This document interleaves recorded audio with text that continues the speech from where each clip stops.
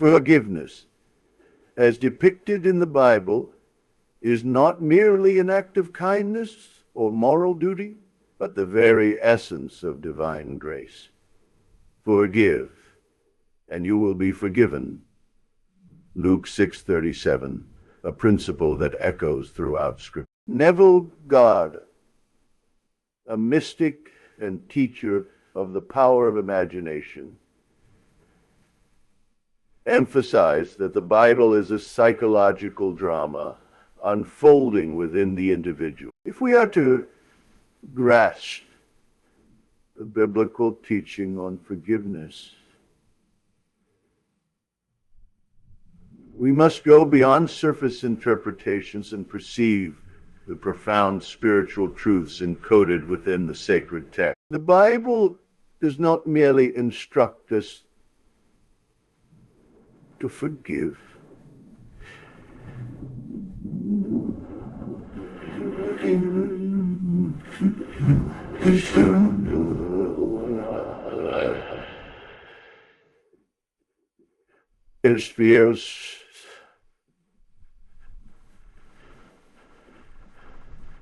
Jesus taught that the Father forgives us as we forgive others.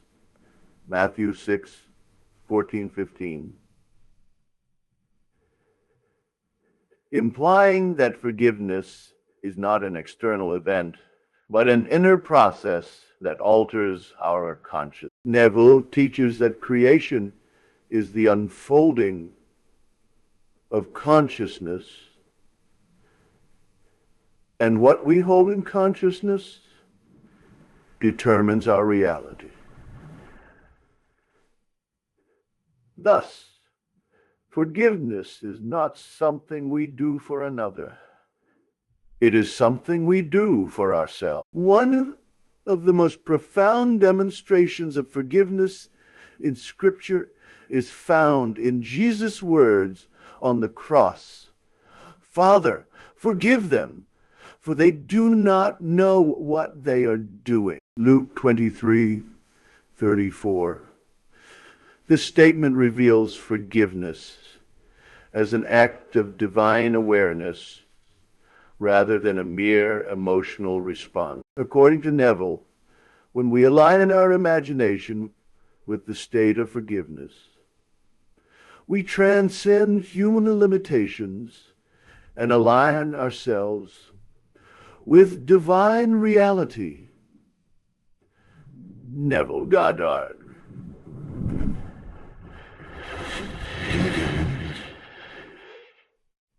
Neville Goddard, Jesus in his teachings revealed that faith is the substance of things hoped for. Hebrews 11:1. This faith, when properly directed, manifests as forgiveness.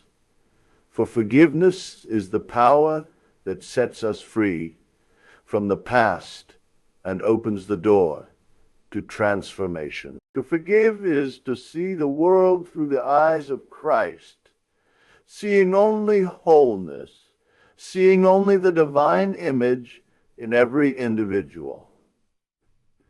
This aligns with Neville's core teaching that every individual is God, dreaming the dream of life. When we forgive unconditionally, we awaken to this truth. We no longer see separations, grievances, or wrongs, but instead recognize all things as expressions of divine love unfold. Consider the parable of the unforgiving servant. Matthew 18:21-35. The master forgives the servant's immense debt, yet the servant refuses to extend the same grace to another. This parable reveals that forgiveness is not about the actions of others, but about our internal state. Neville taught the law of assumption, that whatever we assume to be true becomes our experience. The Bible echoes this law when it states, "As a man thinketh in his heart, so is he." Proverbs 23:7. If we assume a state of forgiveness, we begin to live in a world that reflects that forgiveness back to us. Jesus exemplifies this law when he commands, "Love your enemies and pray." This is not a mere moral principle. It is an act of creative power. When we assume forgiveness, even in the presence of injustice, we transform our own consciousness and, in doing so, transform the world. Just as light dispels darkness, forgiveness dissolves all appearances of separation, resentment,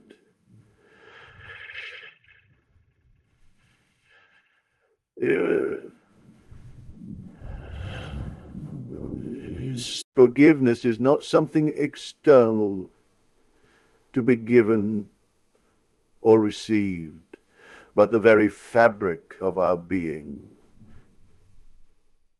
Neville insists that the I am within us is the same I am of God. When we claim I am forgiven, we are not affirming a temporary state, but declaring our eternal nature. This realization shifts us from seeking forgiveness to being forgiveness. We no longer look for external validation because we recognize that we are the source. This is why Jesus said, "The kingdom of God is with," week 17:21. To forgive is to awaken to this truth and live accordingly. The Bible, when read with spiritual discernment, reveals that forgiveness is not just an act, but the essence of divine consciousness. Neville Goddard taught that by assuming the feeling of forgiveness, we align ourselves with divine power, creating a world in its image. To forgive is to see the divine in all things. To release as Christ released. It is to recognize that we are not separate from God, but one with him. And in this oneness, forgiveness is the only reality. If we are to transform our lives, we must cease seeking forgiveness and start embodying it. Let this be our prayer and practice. Father, awaken in me the realization that I am forgiven and that I am forgiveness itself. Let me see only grace, express only grace, and manifest only grace in all that I do. May my every thought, word, and action align with your eternal nature. Amen.